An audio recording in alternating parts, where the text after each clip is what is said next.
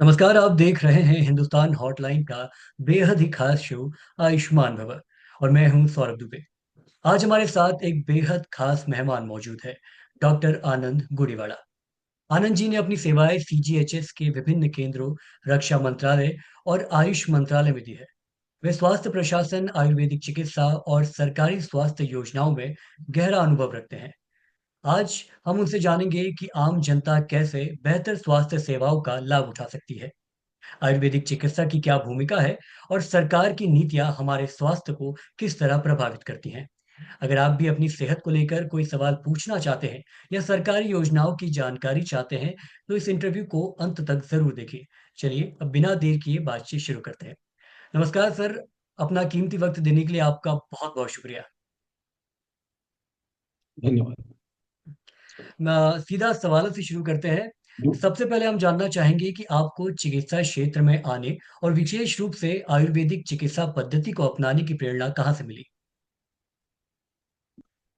ये सीधी सीधी एक लाइन की शब्द है कि मेरे को विधाता ने इस रास्ते में लेके आया, भाग्य ने लाई है। जी। मेरी जो टीचर थे रत्ना राव मैडम, जो 10+1 के बाद आते हैं, उन्होंने मेरी 10th क्लास की जो मार्कशीट देखा था उसमें सबसे हाईएस्ट मैथमेटिक्स में था 75 मार्क्स जी।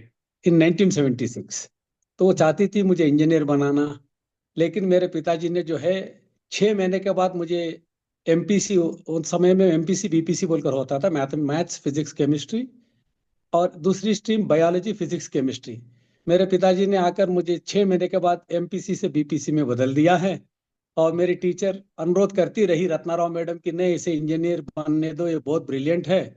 लेकिन मेरे पिताजी ने माना नहीं, उन्होंने मुझे बीपीसी दिलाया।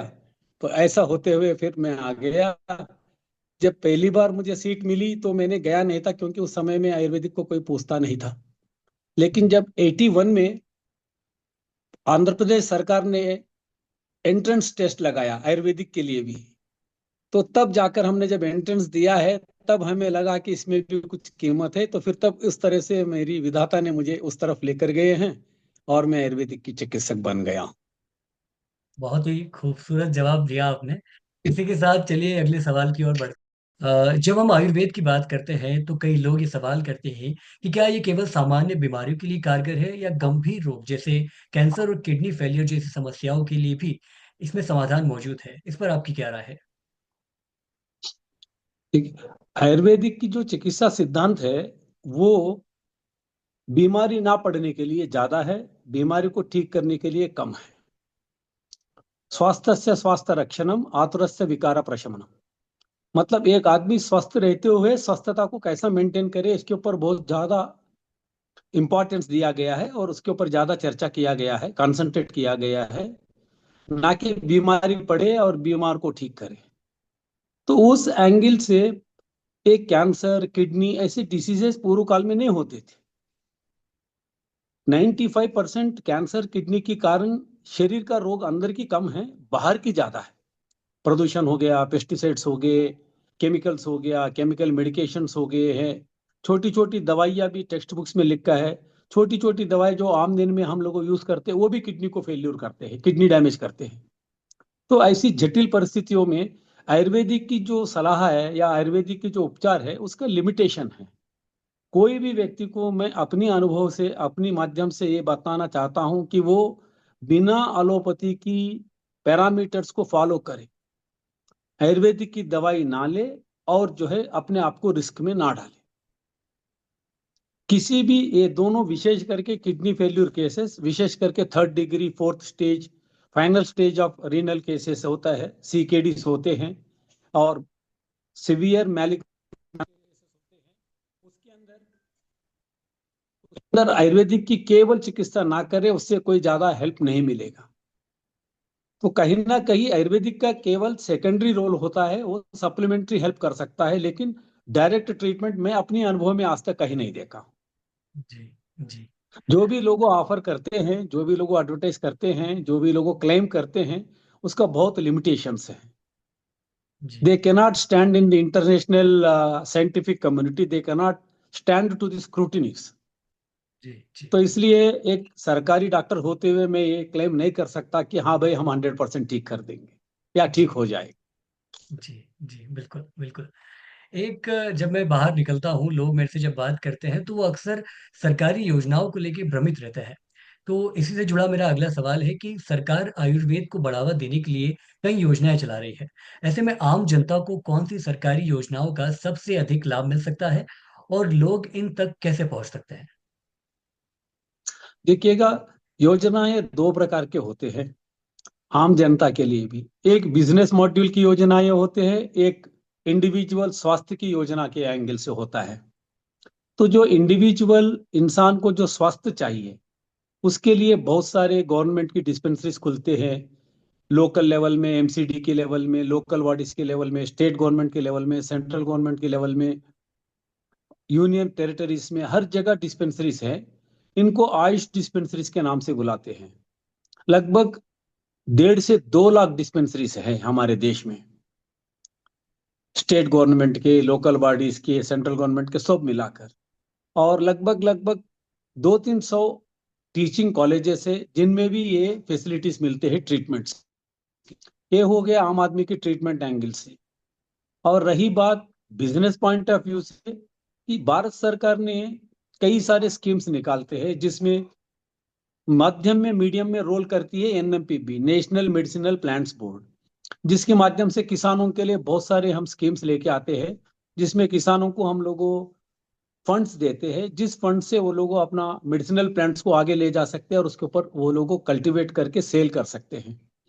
और एनएमपीबी एक ऐसा प्लेटफॉर्म है हमारा जिसपे किसानों को बायर सेलर को मिलाते हैं।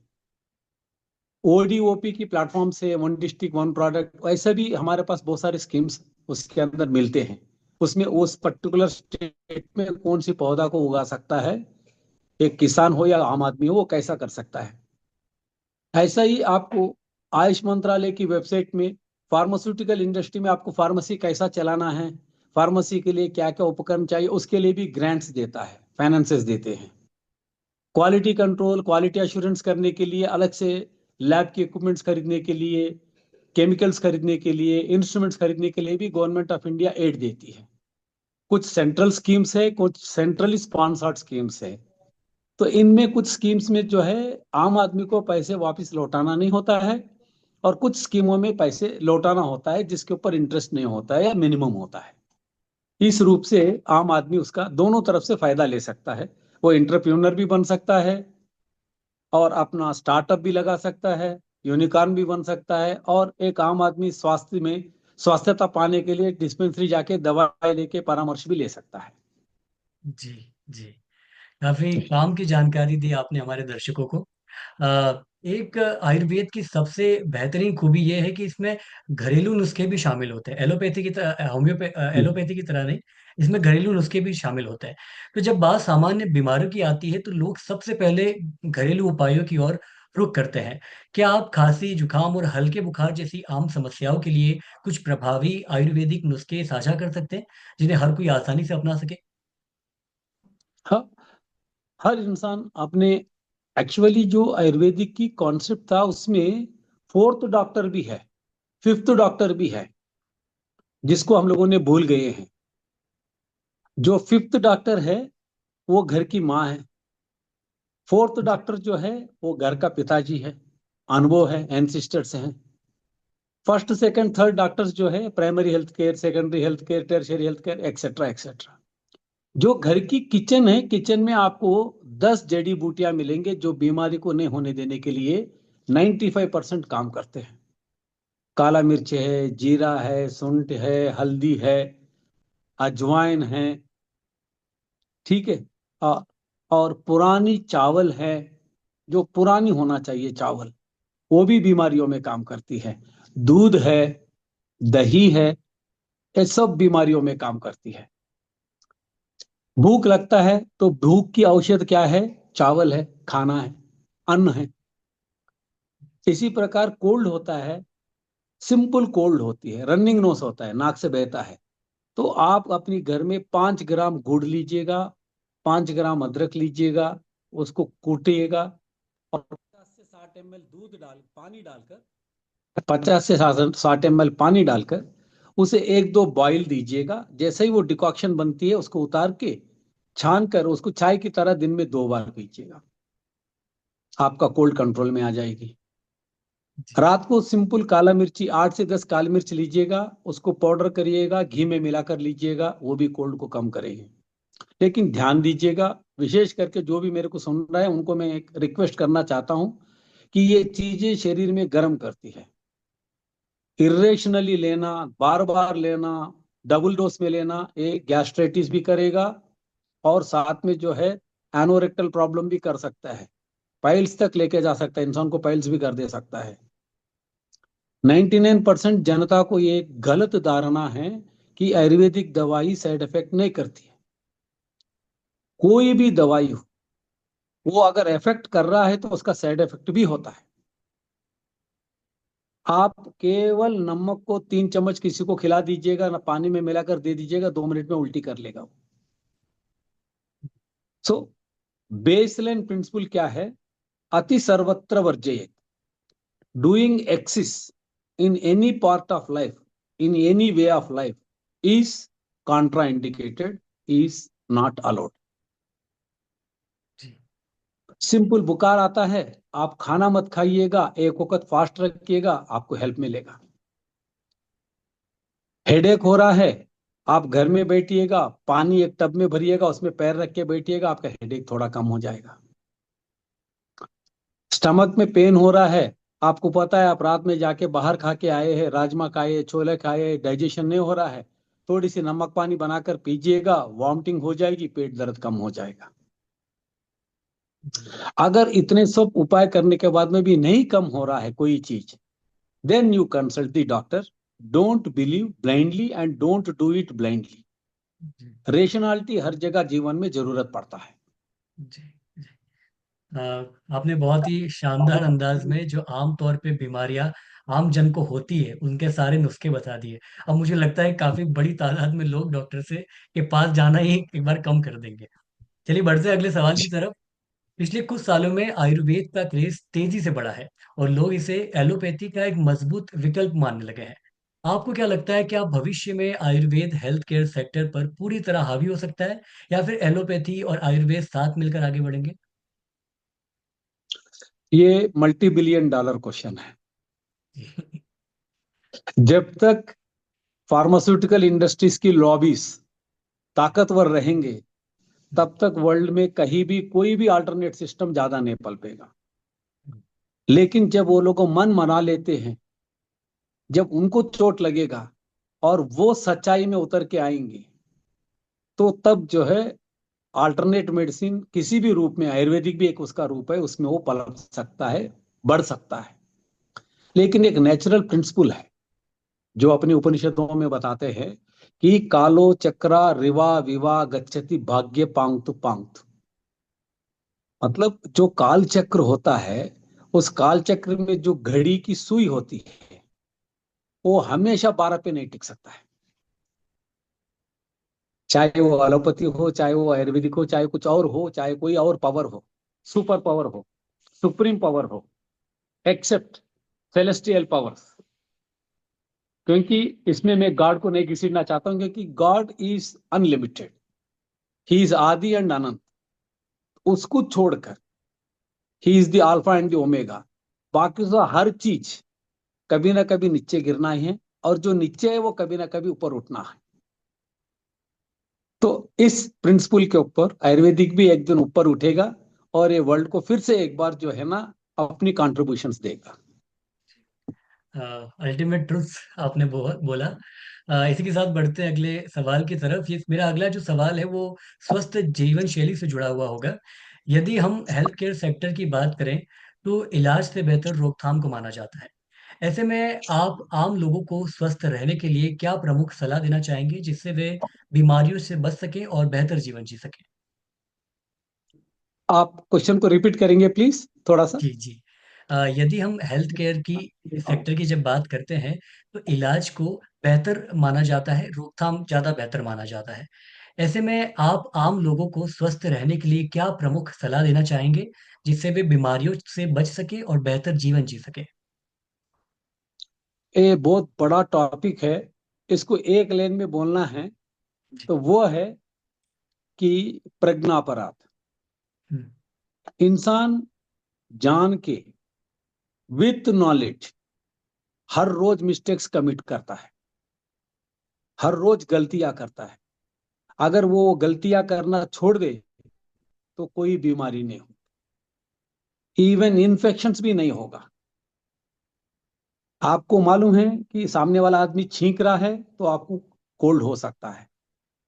आपको मालूम है सामने वाला आदमी को आंख के अंदर आंख हो गया, कंजंक्टिविटिस हो गया है, आप उसके साथ बैठेंगे तो आपको कंजंक्टिविटिस हो सकता है, कंजंक्टिविटिस। उसके बाद में आप उसके साथ बैठ के खाना खाएंगे और आप उम्मीद करेंगे कोल्ड ना हो, इस असंभव है। एक छोटी सी एग्जाम्पल, आपको मालूम है अल्कोहल कंज्यूम करने से इंसान को बीमारी कर सकता है, बीमार, डैमेज कर सकता है, लीवर के ऊपर इंपैक्ट डाल सकता है, फिर भी आप अल्कोहल कंज्यूम करें। तो बोलने का मतलब है आपको बीमारी नहीं पड़ना है तो सबसे पहले जो है ना, आप प्रज्ञापराध करना छोड़ दीजिएगा, जानबूझकर, विथ नॉलेज। आपकी कॉन्शियस को आप ओवरलुक करके जो गलतियां करते हैं, आपकी कॉन्शियस बताती है ये काम मत करो, फिर भी आप वो काम करते हैं, कुछ नहीं होगा यार, कुछ नहीं होगा, ये कुछ नहीं होगा समझकर जो करते हैं वो आपको सब कुछ कर देगा बॉडी को। ये फर्स्ट लाइन ऑफ ट्रीटमेंट है।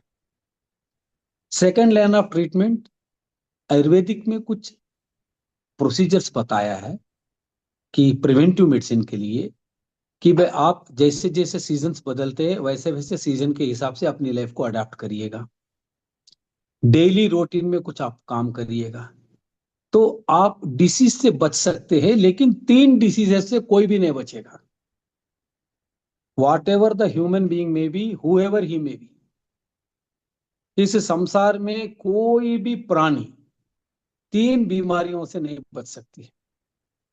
वो है एजिंग, दूसरा भूख, तीसरा प्यास लगना। ये तीनों बीमारियों से कोई भी प्राणी, इवन ही में बी प्रेसिडेंट ऑफ अमेरिका, उसको भी गुजरना ही पड़ेगा। तो ये बीमारियां हर आदमी को होना ही होना है, जन्म से आएगा मृत्यु तक रहेगा। बाकी सो कुछ बीमारियां अपने आप होता है काल की वजह से, समर में गहरी विंटर हो जाना, विंटर में गहरा समर हो जाना, रेनी सीजन में पानी नहीं होना, समर में पानी आ जाना, या समर अपना इफेक्ट दिखाना ही नहीं छोड़ देना है। इस तरह की नेचुरल इंटरफेरेंसेस से भी इंसान को पीक्स आते हैं, उस पीक्स में उसको बीमारियां पड़ते हैं, तब उसको वो प्रिवेंटिव मेडिसिन के माध्यम से उसको प्रिवेंशन करना है, तब जाके वो हेल्दी रहे। जी जी। इंटरव्यू के आखिरी पड़ाव पे बढ़ते हैं हम। दरअसल ये एक सवाल नहीं, ये एक संदेश होगा आपका, सिर्फ एक मैसेज होगा। आम जनता में हेल्थ एंड वेलनेस को लेकर जागरूकता बढ़ाने के लिए मार्च 28, 29 और 30 मार्च को हेल्थ एंड वेलनेस एक्सपो किया जा रहा है। इसे लेकर आप क्या संदेश देना चाहेंगे? एक ही सिंगल लाइन है कि भाई आप अपनी लाइफस्टाइल को मॉडर्न लाइफस्टाइल ना बनाइए, कहीं ना कहीं उसको फिर वापस लेके आइएगा, नेचुरल लाइफ साइकिल बना लीजिएगा। दिन को सो जाएंगे, रात को उठेंगे, और रात को जो है ना ऐसे खाने खाएंगे जो आपको पचेगा ही नहीं। आप जाएंगे, गाड़ी रोकेंगे, कैरी होम्स खाना लेके जा रहे हैं, ये चीजें ना करें तो 80% आपकी बीमारी अपने आप दूर हो जाएगी। जी ये हेल्थ में मेरा सबसे ज्यादा पंचिंग पॉइंट यही है। जी जी। तो दोस्तों, आज की चर्चा में हमने जाना कि आयुर्वेद चिकित्सा का हमारे जीवन में क्या महत्व है। डॉक्टर आनंद ने हमें महत्वपूर्ण जानकारी दी कि कैसे हम अपने स्वास्थ्य को बेहतर ख्याल रख सकते हैं और सरकारी सुविधाओं का सही तरीके से उपयोग कर सकते हैं। अगर आपको ये इंटरव्यू पसंद आया हो तो इसे लाइक करें, शेयर करें और अपने सुझाव हमें कमेंट में ज़रूर बताएं। साथ ही अगर आप ऐसे ही स्वास्थ्य से जुड़े और महत्वपूर्ण इंटरव्यू देखना चाहते हैं तो हमारे चैनल को सब्सक्राइब करना बिल्कुल ना भूलें। मिलते हैं अगली बार एक और खास बातचीत के साथ। तब तक के लिए अपना ख्याल रखें, स्वस्थ रहें और आयुर्वेद को अपनाएं। नमस्कार। नमस्कार।